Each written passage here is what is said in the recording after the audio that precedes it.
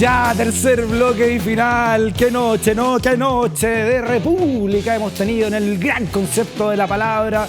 Y bien lo sabes, cámbiame la música, señor director, que suene la campana, porque no se puede edificar sin conocer dónde están los cimientos, el porqué de los cimientos de una nación, y eso es su historia. Y tenemos un hombre clave para eso. Al profesor Gonzalo Peralta. ¿Cómo está, profesor? Señor Stock, de lo más bien. Profesor. Con un clima un poco más moderado, lo que me tiene... Muy bien, profesor. Más fresco. Seamos moderados, profesor. No, moderémonos. Algo más primaveral, ¿no? Chile es un país moderado. Chile es un país... Hasta que llegue el terremoto. A ver.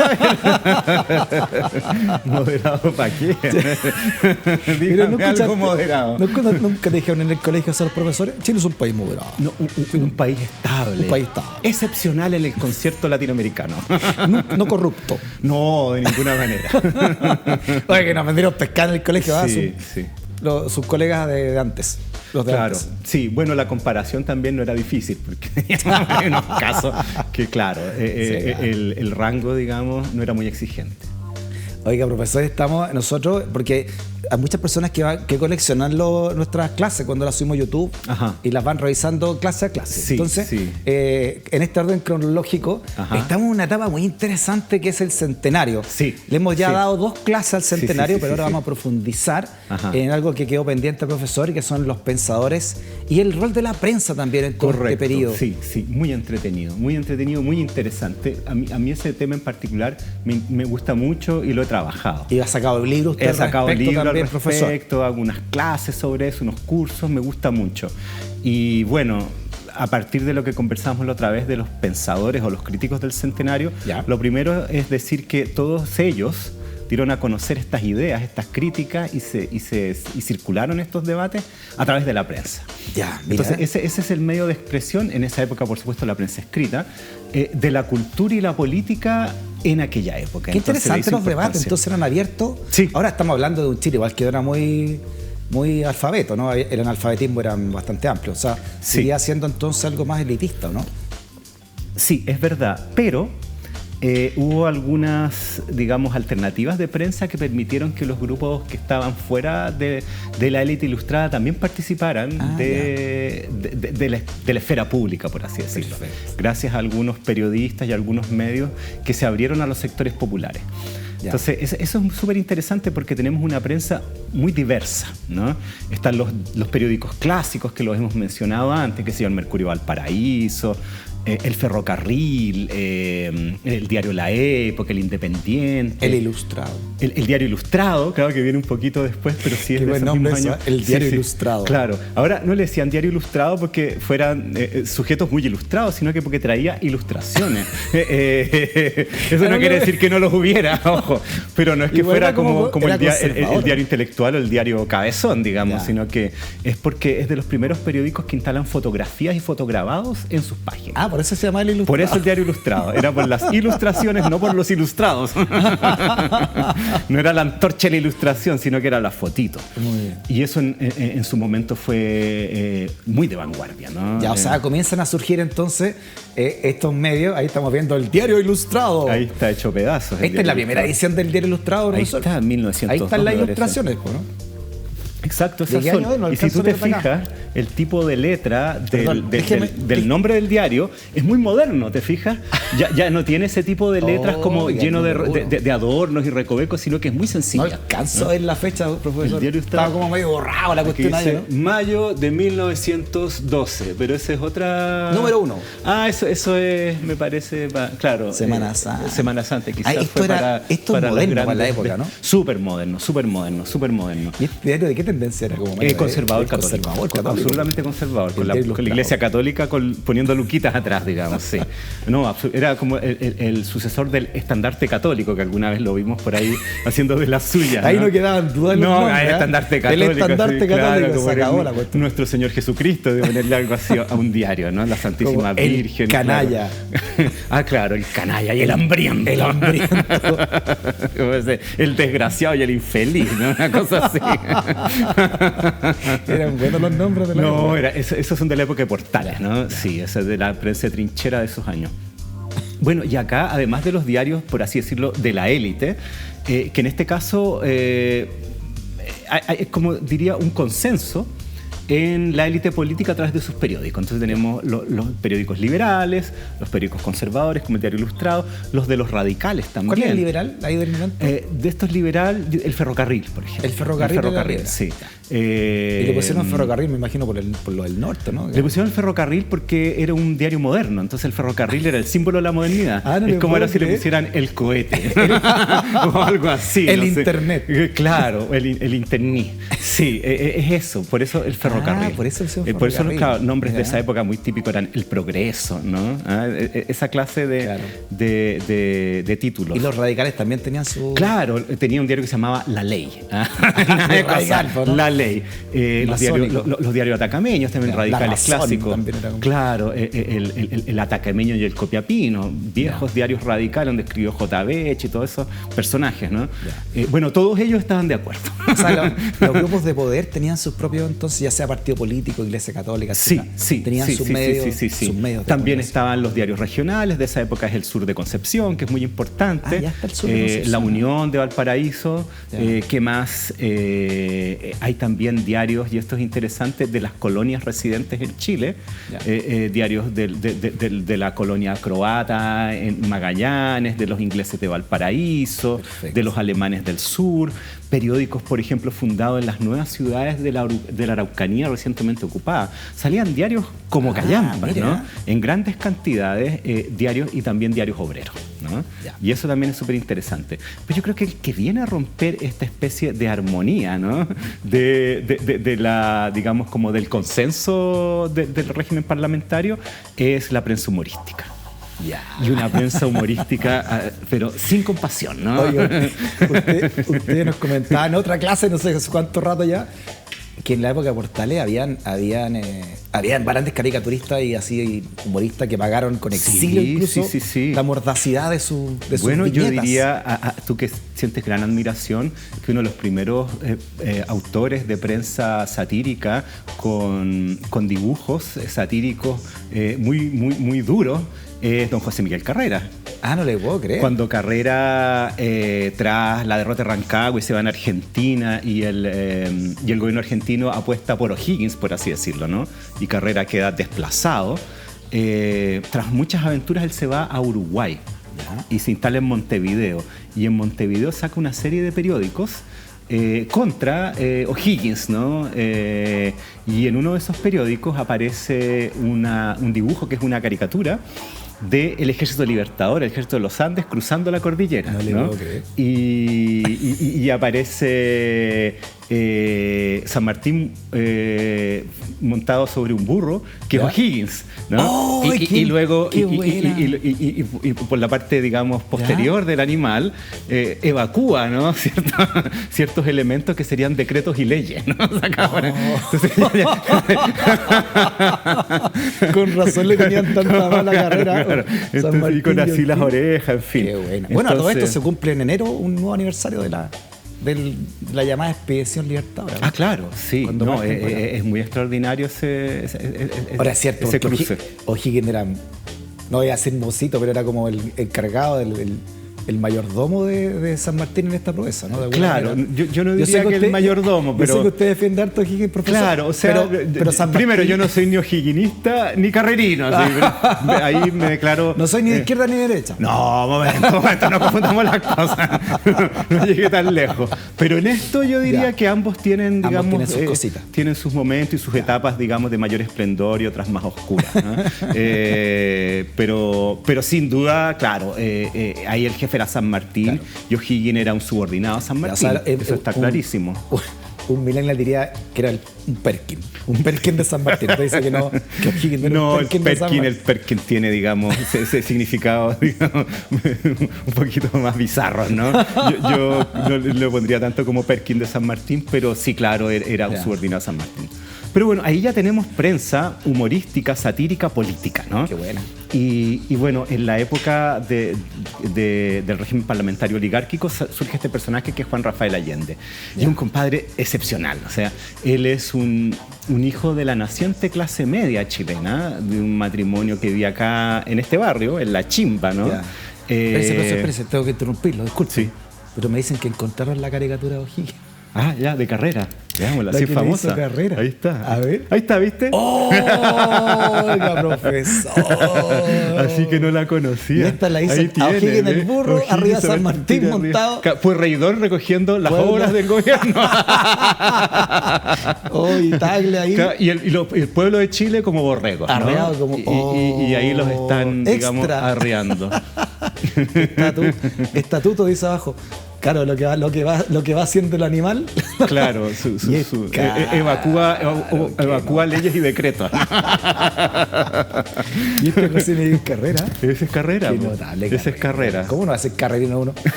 ¿Cómo no voy a ser carrerino? ¿Cómo no quererlo? ¿Cómo no te voy a querer? ¿Cómo no te voy a querer? José Miguel. Ya, vámonos con el señor Allende entonces. Sí.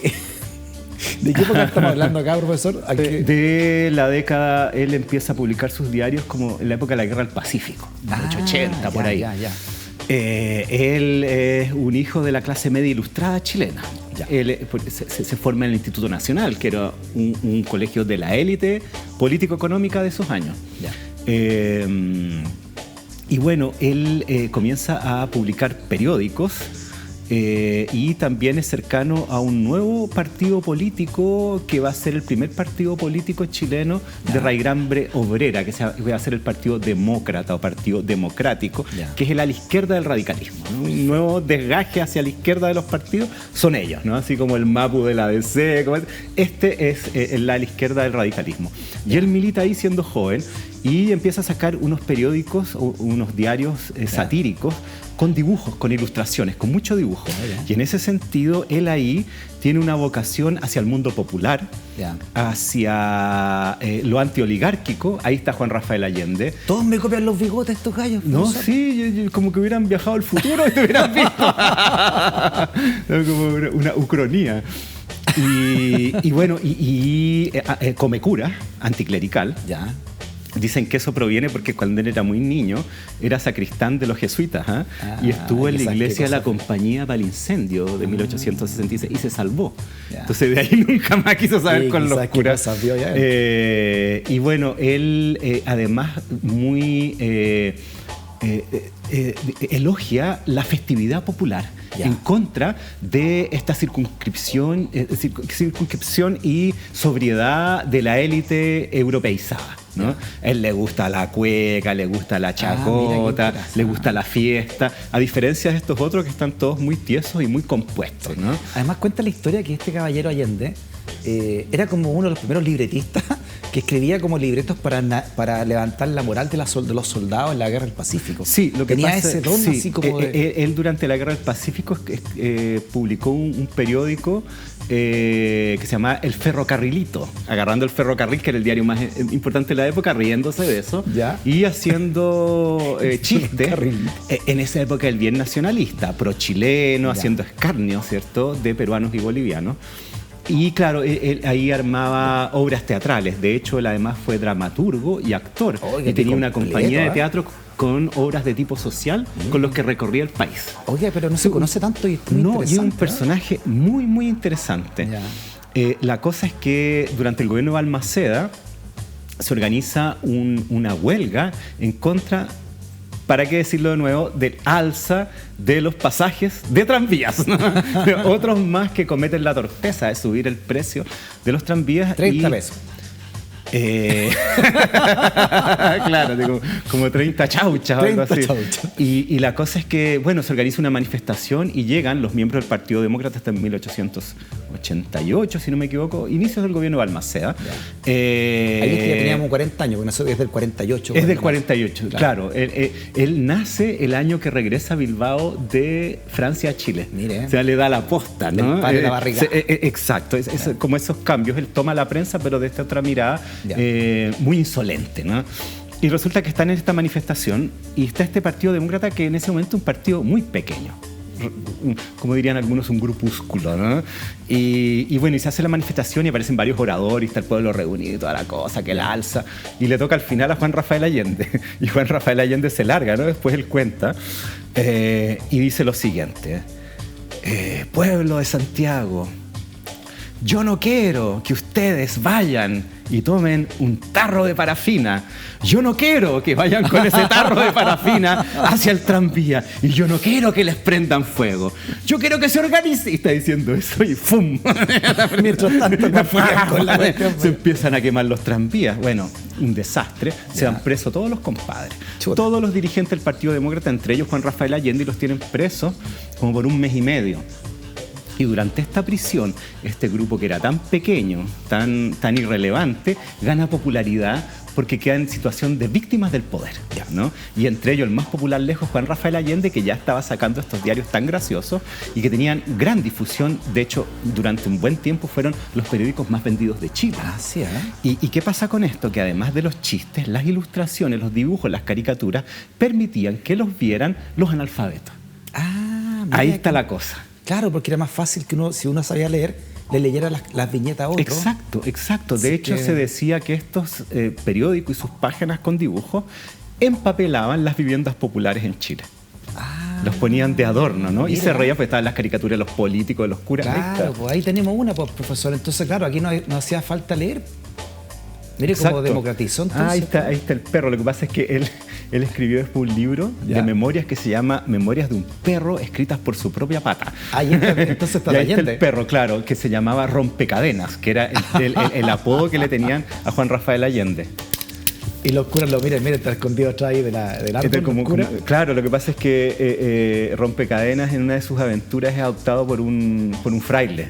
Y bueno, y cuenta lo que le pasa dentro del convento. Oye, pero que hay más interesante. No, es fascinante Juan Rafael Allende. La cosa es que después de esto salen de la cárcel con gran popularidad y vienen elecciones parlamentarias y sacan a varios diputados y se convierten en un partido de importancia nacional. Gracias a esta manifestación y la posterior represión, y en buena medida a la actuación equívoca, digamos, de Juan Rafael Allende y su arenga, ¿no? Que él decía que no quería que hicieran eso ni lo otro, sino todo lo contrario, pero no me escucharon. Nadie me entendió. Qué buena. La cuestión es que... ¿Es verdad que lo quisieron matar? ¿Lo quisieron ejecutar? Bueno, él tiene varias situaciones muy difíciles. Él apoya a Balmaceda durante la Guerra Civil. Ya. Y dentro de ese apoyo se ríe mucho de los políticos de oposición a Balmaceda, de los miembros del Congreso, de manera feroz. De hecho, durante la Guerra Civil él tuvo un diario de este tipo que se llamó El Recluta, que apoyaba al gobierno de Balmaceda durante la Guerra Civil. Yeah. La cosa es que viene la derrota de Balmaceda, la ocupación de Santiago por la fuerza del gobierno, y Juan Rafael Allende se fondea, ¿no? Y esto a fines de agosto, y en septiembre lo pillan. Por ahí alguien lo sapea y lo agarran preso. Y se lo llevan preso y lo que pretenden es ejecutarlo de una, porque lo odiaban. De hecho, se dice que uno de los personajes políticos más mortificados por las bromas de Juan Rafael Allende era Carlos Walker Martínez, de quien hemos hablado varias veces, porque Juan Rafael Allende le decía Carlos Boca de Mastines, lo cual a él no le gustaba mucho. Y dicen que Walker Martínez partió a una ferretería cerca donde lo tenían preso, a la ferretería El Indio, ¿no? Que era más famosa, a comprar la soga para ahorcar a Juan Rafael Allende. Y ya lo tenían listo. Pero resulta que llega la noticia de que en Valparaíso habían ejecutado a un periodista de apellido Lavín y que eso había provocado un rechazo muy grande de las colonias extranjeras en Valparaíso, sobre todo los ingleses, que les parecía intolerable que estuvieran asesinando periodistas. O sea, ¿qué tiene que ver esto con la guerra, ¿no? Con un conflicto armado? Sino que esta es la libertad de expresión, entonces esto no puede ser. Y que esto iba a perjudicar mucho al nuevo gobierno que había surgido después del triunfo del Congreso en el ámbito internacional. En consecuencia, llega esa noticia de Santiago y dicen, no lo maten. Y se salva así. Se salvó jabonao. Oiga, la repre fue fuerte, entonces fue bien fuerte, ¿ah? Sí. Después de la caída sí. Ahora, bueno, no sé si sea ociosa la comparación, pero está muy lejos de la represión después del golpe de Estado del 73. O sea, aquí mataron a un periodista y pararon, porque se dieron cuenta que esto lo iba a dejar mal. Acá, el 73 claramente no ocurrió eso. ¿Y cómo terminan los días de Bueno, mira, Rafael Allende tiene cuestiones bien curiosas. Por ejemplo, él atacaba mucho al clero. Ya. Se reía a los curas todo el rato. Entonces los curas los fulminaban con sucesivas excomuniones. Por ejemplo, primero el vicario capitular de Santiago tira un documento donde dice que es pecado mortal leer los diarios de Juan Rafael Allende. No solo leerlos, poseerlos, comprarlos y hacerlos circular, ¿no? Era la obra del demonio. Entonces, ¿qué hacía este compadre? Tenía varios diarios con nombres graciosos, ¿no? Donde se jodía a los curas. El padre Cobos, el padre Padilla. Entonces tenía el padre Cobos y se le iban los curas encima, el gobierno encima. Y bueno, cerraba el diario y sacaba otro con otro nombre. Pero era lo mismo, ¿no? Y así tuvo como 20 diarios, ¿no? Yeah. Por ejemplo, uno que lo atacó con mucha fuerza fue el obispo de Santiago después de la Guerra Civil, Mariano Casanova. Entonces, Mariano Casanova era un tipo que no se andaba con chicas. Sí. Entonces, ese lo excomulgó de una, ¿sí? Yeah. Excomulgado. Y él, bueno, cerró su periódico y creó otro que se llamaba El Arzobispo. Y después lo joden de nuevo y lo cierra y pone otro que se llama El Casanova. Y después que le cierran el Casanova, saca el Don Mariano. Y así suma y sigue, ¿no? Pero qué interesante. No, es un porque nosotros nos reímos ahora, pero ser excomulgado en esa época era como la iglesia católica. Era excluirte de la sociedad, ¿no? Claro. Y si eras creyente, que no era el caso de él, sin duda, pero si eras creyente, era como te iba a ir derecho al infierno. Personaje, ¿no? Más interesante para un sí, asado. Imagínense, sí. Rafael Allende invitado a un asado. ¡Ay, buenísimo! Era muy divertido, muy gracioso, muy creativo y muy valiente también. Sí, sí. ¿Y cómo terminan los años de don Rafael? Ahí está, Memorias de un perro. Escrita por su propia pata. Sí, esos son.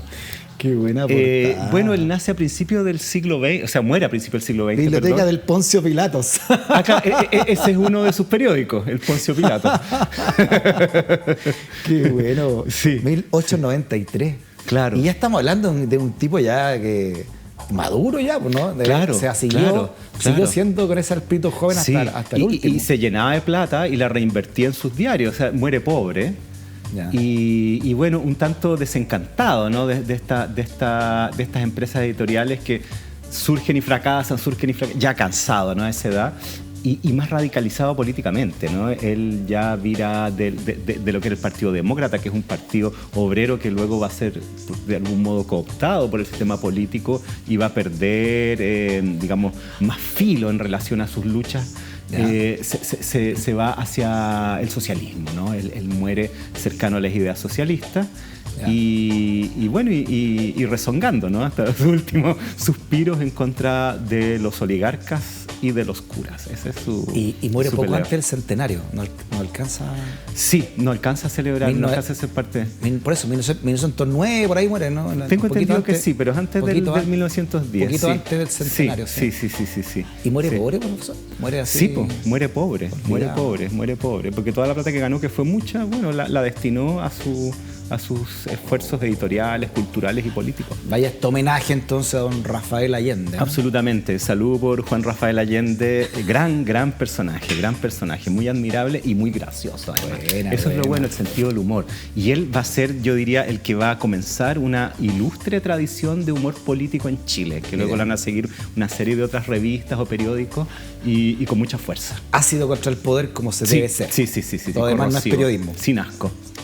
O sea, se supone que la prensa debe cumplir un rol de fiscalización del poder, ¿no? Si no, ¿para qué están? Pero si el poder se pone ahí, no se está fiscalizando, son relaciones públicas hacia el poder. Claro. Es lo que pasa, por ejemplo, con los demócratas en esa época, entonces ¡fum! Se mueve ahí. Él siempre se movía, ¿no? Si no podía, bueno, cerraba todo y abría otra. Claro. ¿Qué va? Ahora, en el otro lado de la vereda se instala en Santiago el Mercurio. Ah, sí. ¿No? Que nace en Valparaíso. ¿Qué significó? Sí. ¿De qué año estamos hablando ahí? ¿Qué significó ya el Mercurio de Santiago? Es importantísimo. El Mercurio se funda justo el año 1900. Comienza el siglo XX con el Mercurio de Santiago. El Mercurio Valparaíso se funda en 1827. De hecho, se van a cumplir 200 años en poquito tiempo más. Mira. Es el periódico en habla española más antiguo del mundo en circulación. Lejos. ¿Sí? Es un diario muy ilustre en ese sentido, ¿no? Bueno, ¿qué pasa? El Mercurio de Santiago lo funda Agustín Edwards McClure, hijo de Agustín Edwards Ross, propietario del Mercurio Valparaíso. Y lo funda con apenas 22 años. Agustín Edward McClure, un sujeto muy brillante, con todas las, digamos, ventajas que tiene su posición social y económica. Él se educa en Europa, estudia Derecho, pero después lo abandona por los estudios en Economía y se convierte en un gran experto económico y financista, se hace rico, ¿no? Y la cosa es que él vuelve a Chile con la idea de fundar este periódico, pero hace el siguiente experimento, y yo creo que eso es muy interesante. Él quiere fundar un periódico que sea realmente moderno, ¿no? Que la rompa, por así decirlo. Y en esa época, el principal ejemplo de periodismo moderno era el periodismo de Estados Unidos, el periodismo norteamericano, donde efectivamente la libertad de prensa campeaba y donde eran además los diarios como de mayor avanzada tecnológica, en fin. Entonces él parte a Nueva York a contratarse en un periódico que en esa época era muy importante, que era The New York Herald. Y él trabaja durante más de un año en el New York Herald, pasando por distintos cargos, desde los más humildes hasta los más importantes, de manera de conocer por dentro cómo funcionaba la máquina de un periódico moderno. Y con esa experiencia vuelve a Chile. Y con la colaboración de algunos periodistas del Mercurio de Valparaíso, entre esos Eloy Caviedes, corresponsal de guerra del Mercurio de Valparaíso en la Guerra del Pacífico, ese que Baquedano metió preso en un barco, ¿no? Por criticarlo. Bueno, se lo lleva a Santiago y a él lo pone de jefe de prensa. Y con él funda el Mercurio de Santiago. 1 de junio de 1900. Tenemos la portada. 1 de junio de 1900. Mire. Se funda entonces. Esta no es ilustrado, esto. No. Claro. Agárrate el sabanazo. Bueno, claro. Así era la prensa en el momento. Sí, pues. Ahora, ¿qué pasa? Este es un diario comercial. O sea, la cosa es que aquí se den informaciones comerciales, mercantiles, pero también que sea un diario noticioso. Que sea un diario moderno en cuanto a la tecnología, también a los recursos para contratar a los mejores periodistas. Eso es súper importante. Que sea informativo. Perfecto. Y también lo otro que es súper importante y que yo diría que es muy profundo y que tiene que ver con la idea de la nueva prensa de la época y que los norteamericanos están llevando adelante, es esta idea de que la prensa debe ser objetiva y neutral. Lo cual todos sabemos que se puede hasta por ahí nomás, ¿no? Pero lo que pretende la prensa de esa época es aquello. La prensa que existía hasta antes de esa época tomaba posición política sin problema. De hecho, nuestro primer diario, La Aurora de Chile, se llama Diario Ministerial y Político. Es así nomás. Entonces tomaban postura y la decían. Estos no. Aquí dicen que la información tiene que defenderse sola. Y lo que el periodista debe hacer es reproducir aquella en un lenguaje lo más objetivo y neutral posible, de manera que el lector se haga su propio juicio con respecto a las informaciones. Es muy moderno. Es muy moderno. El único espacio en el cual el periódico va a dar a conocer su posición política es la editorial. Pero eso, y nada más. Eso el periodismo moderno. Eso lo crea el Mercurio de Santiago. Que después de ahí en adelante ya han sido otra cosa. Bueno, claro. Pero ¿qué pasa? Yo diría que la idea de la objetividad o neutralidad es difícil de mantener. Por supuesto. Puede que no se den opiniones, digamos, derechamente sesgadas, ¿no? Sin embargo, hay una serie de elementos en el periódico que da a conocer cuál es tu posición, ¿no? Se puede puntuar la realidad, que esa es la base de toda la línea de Exacto. O sea, sin mentir se puede puntuar.